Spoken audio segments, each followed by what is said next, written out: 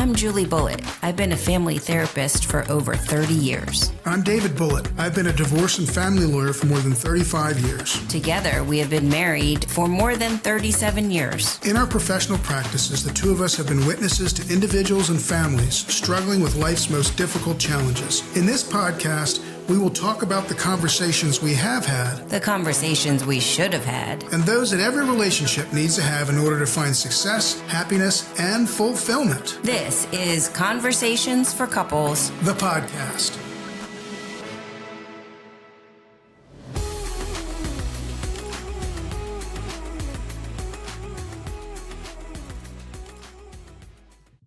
Well, hello, everybody. Welcome back to Conversations for Couples. The podcast. And today we have someone who's going to be a ton of fun for you folks who are out there looking for love, whether it's the first time, the second time, the third time. We have DC's matchmaking queen. I'll call you the matchmaking queen. Okay, I'll take that. Kate O'Connor, who has been in this business, in this industry for 10 years now. She's a Vice President Executive Matchmaker. I must blurbled that up.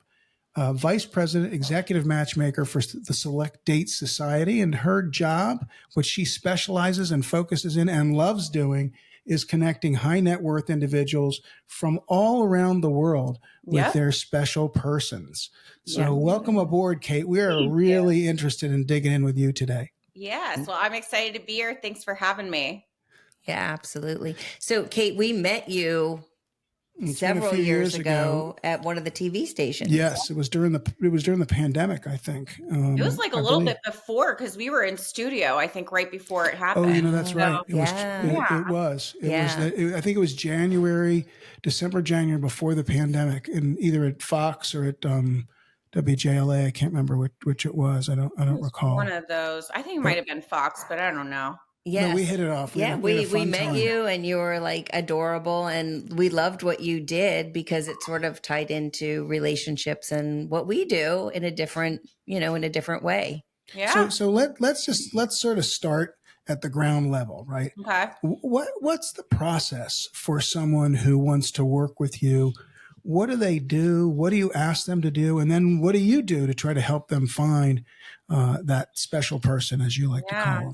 Well, they need to be ready first and foremost. They can't just expect to get in touch with a matchmaker and make the magic work and it just blossoms. The person who's ready to date and meet their somebody needs to have their self together and be ready to learn, but like really take action too. You can't just sit on the back burner and expect things to come your way. So people, they reach out to us, whether they've tried other avenues of dating or maybe they're just more discreet. They don't want their details out and about.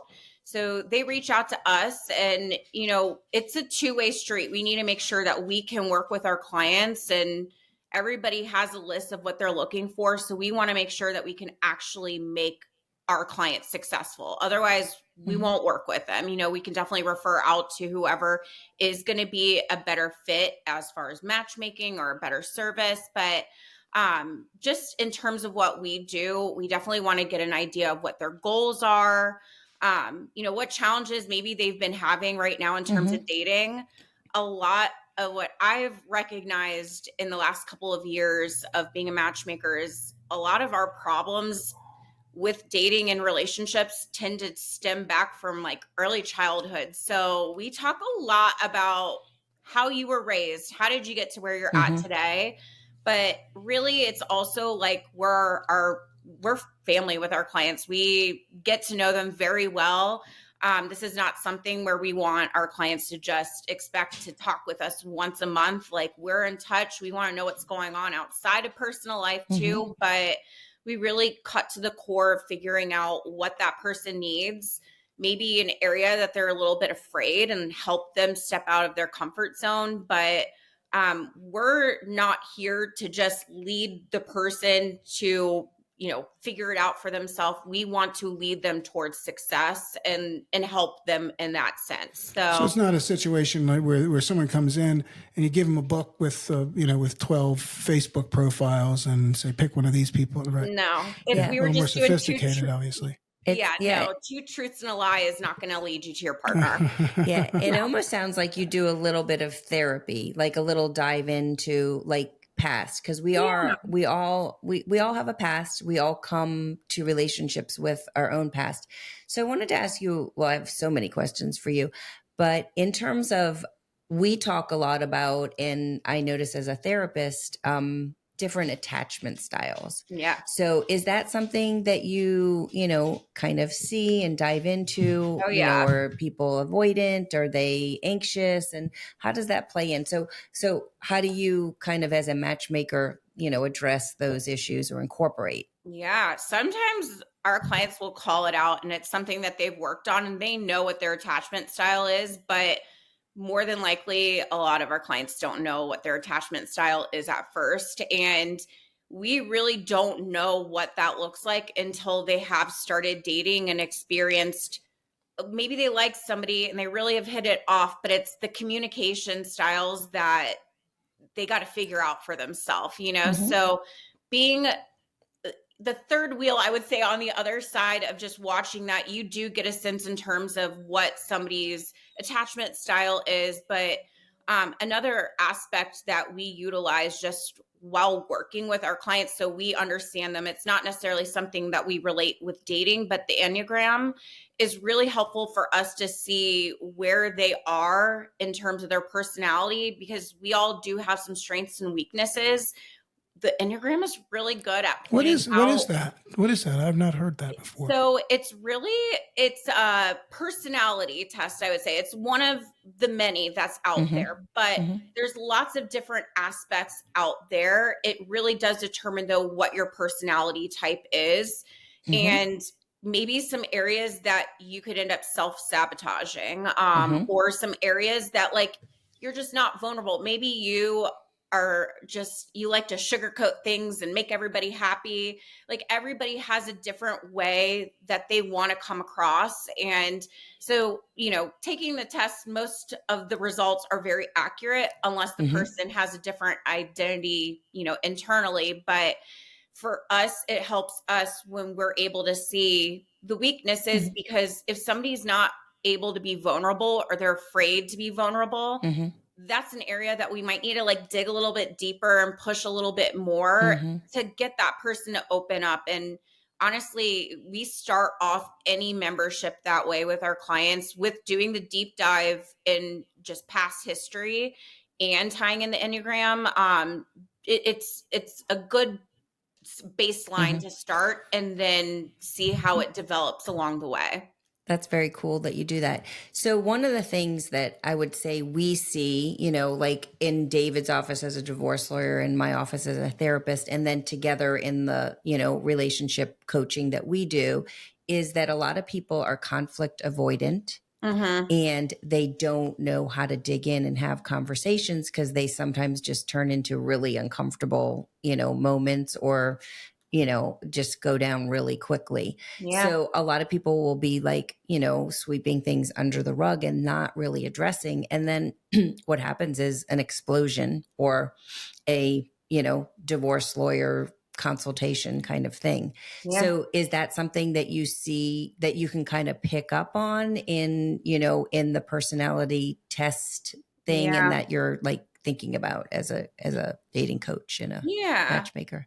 I would say fear is the thing that we see a lot. And a lot of that is fear of rejection too, which Mm-hmm. it's not necessarily where it boils up to a blow up, but it's more so of like, okay, I like them, now what? And it's like second guessing themselves to just go for it. A lot of us, it's like we hold ourselves back to protect ourselves for some reason when there's something really good in the front of us. So Mm-hmm. I would say that's a big thing that we do see. And it does come up with a lot of the details we discussed before they actually start dating. Mm-hmm.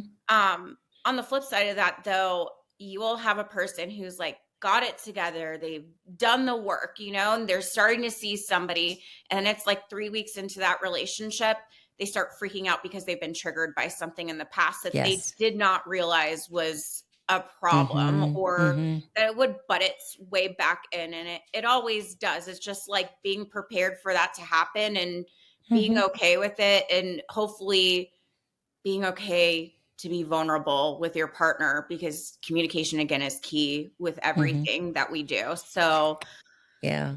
yeah. So one of the first things, as you're talking, one of the first things that was different in David and I's relationship than I had with anybody else is we met one night, and then the next day I went home to do laundry and that kind of thing, and we had home phone numbers back then. We didn't have cells. And he said he was going to call me, and like I went home, and then the next day my dad was like, "Oh, while you were out, this young gentleman called. His name is David Bullet." I wrote down his number, and I'm like, "What? He actually called? Like he did what he said he was going to do?" And then our relationship from there was like that. Like he said, "I'm going to pick you up at 8, or I'm going to call you on this time," and he would actually do it. And that was very different than any other guy that I had ever been with. Yeah. There was so many game playing and waiting and those kinds of things. So Well, you were a bit of a kid at the time. You I was younger. like 18. 18, Yeah. you were younger. But let me switch from our history, which we can talk about another time.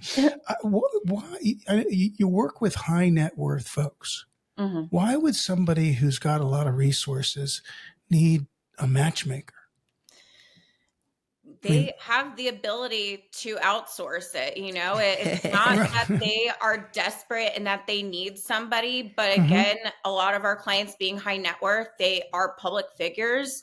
There's also other clients that are, they're just more discreet. They don't want to be flashy and put it all out there. But when people hear high net worth, you don't know if they're actually in it for the right reasons or not. So, the good thing with us is we protect everyone. We want everyone to feel safe. We don't want them to feel like they're on a big billboard being plastered out for everyone to grab at. We want them to feel special. But really, the whole reason that somebody would do something like this is they have the ability. They are successful in every other aspect of their life. It's just really wanting that special someone to share their life with. And that gets me to my next question, which is, when you're dealing with someone like that, someone who has resources, that's been successful in all other areas, be it business, be it career, whatever it might be, what if any special issues, things that you particularly have to be careful of, watch out for, and deal with when you're working with folks like that, these high net worth type folks? That they're in it for the right reasons. You come across people every single day and you hope to God that they are really looking for a serious relationship. But unfortunately, that's just not always the case. So when we do our interviews, it's almost like I'm going out on the first date before a client meets anyone. And I'm not saying we're grilling them, but we can really cut to the chase on who that person is when we're talking about what their lifestyle is like, and maybe asking questions that is not appropriate for a first date, just so we can understand that they are actually on the same page and that we have no worries.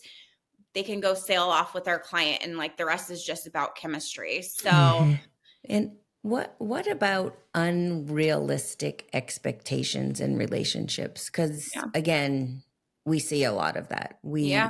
People go into this thinking that it's always going to be fun and sexy and romantic, and most of life, what is that comment? The magic is in the mundane. Right.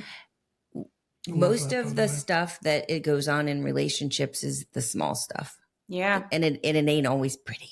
Yeah. I agree with that completely. I do feel that, unrealistic expectations, they happen. We always say you got to think about how you feel, on the date.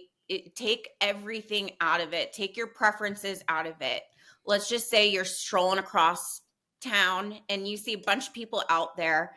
There's going to be somebody that's going to catch your attention, and you have no idea what their life story is, but there's something about them that's making you go, they've caught my attention. Like they've got good energy. They're a great parent to their kid, and they're laughing, they're having fun. Like that should really be an indication of you want to talk to them, because they could have everything on your checklist, but absolutely be the worst date, the worst talker, not a good partner. Again, like obsessed with other things that are not going to make a good relationship happen. There's a lot of people who are looking for the successful one, the like one Mhm. at the top of their career.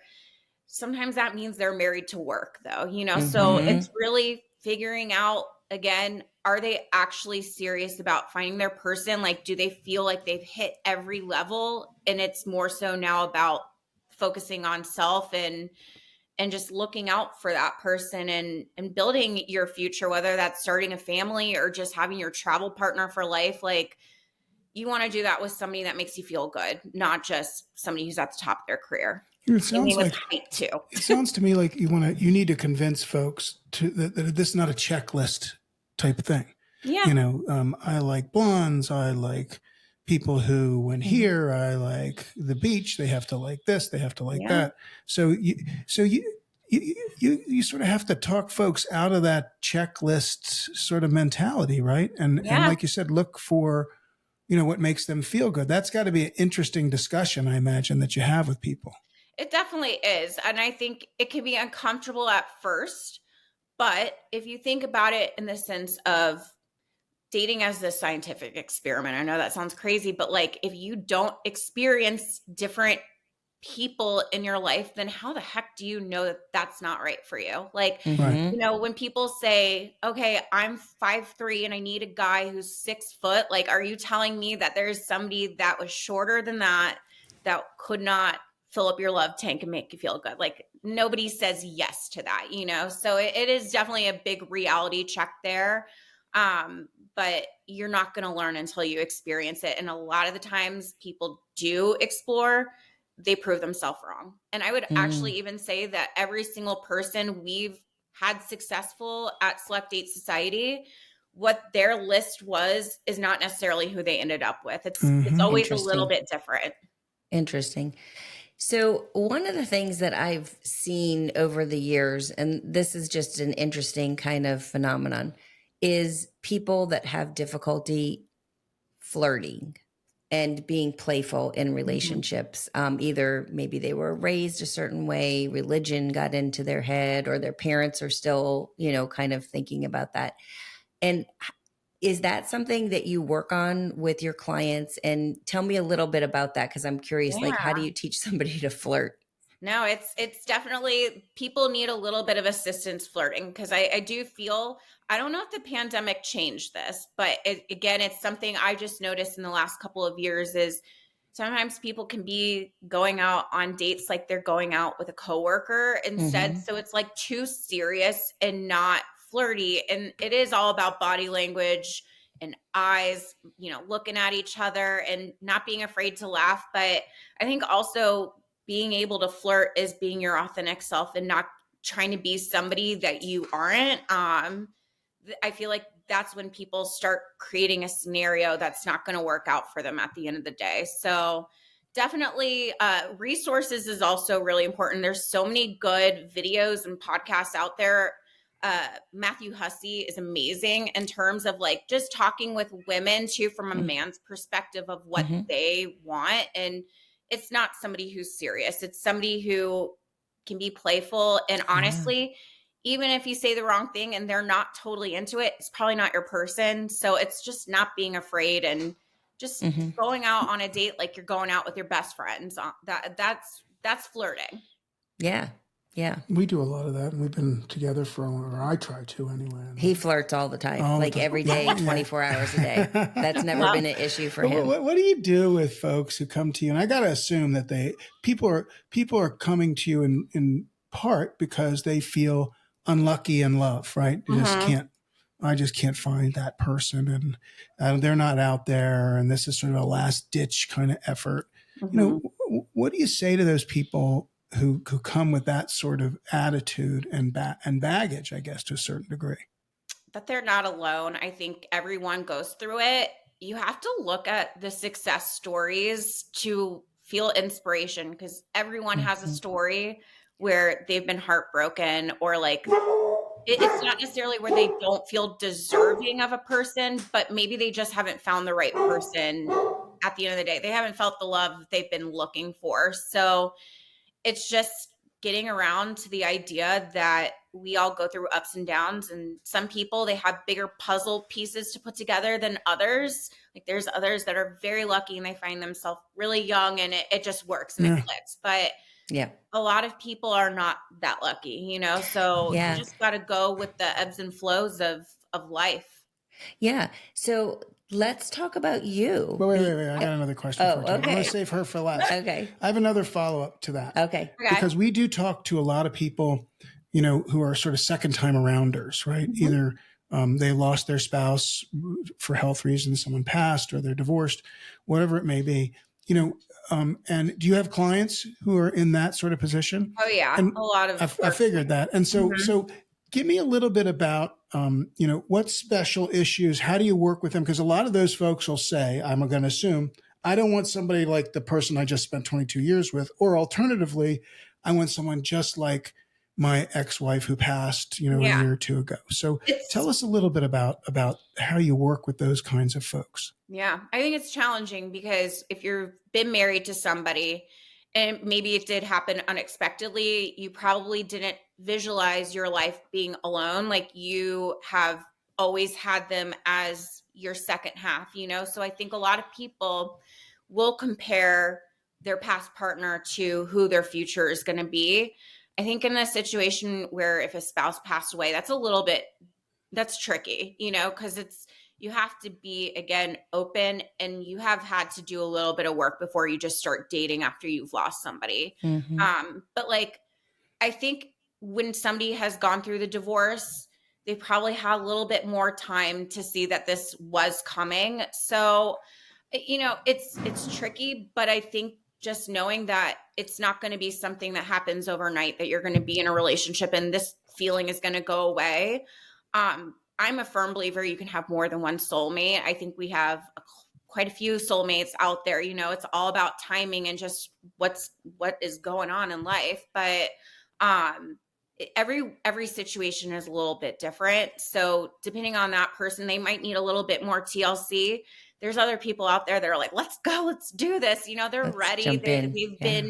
They know that their person would not want them to sit around and be sappy and not look. Like we are all deserving of love. And I do believe that when your person has passed away, they're looking down, they're on the dates with you, they're having fun. They're probably going back with you to your house to recap internally. So, if you can have some fun with that and know that person is there, or, hey, if the other person let you go, this is your time to go enjoy yourself and have fun.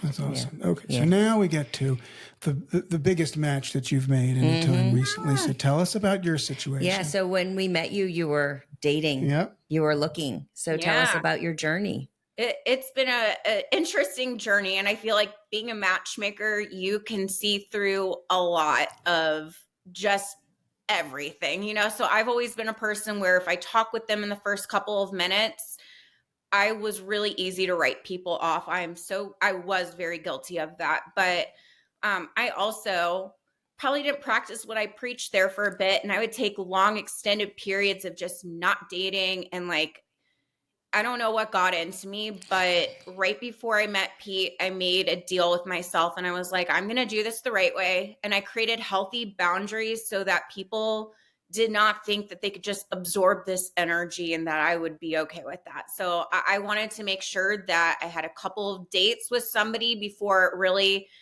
was getting into anything serious. Definitely not looking for the love bomber, because I think that is something that happens a lot when you are just dating and meeting new people. But with Pete, he caught my attention. I was on Hinge when I was looking, and I had no idea that prior to that, I actually had met him before. I just didn't necessarily put the dots together. So we went to Top Golf for our first date, which also I have never been an activity date for a first date. So that was outside of my comfort zone.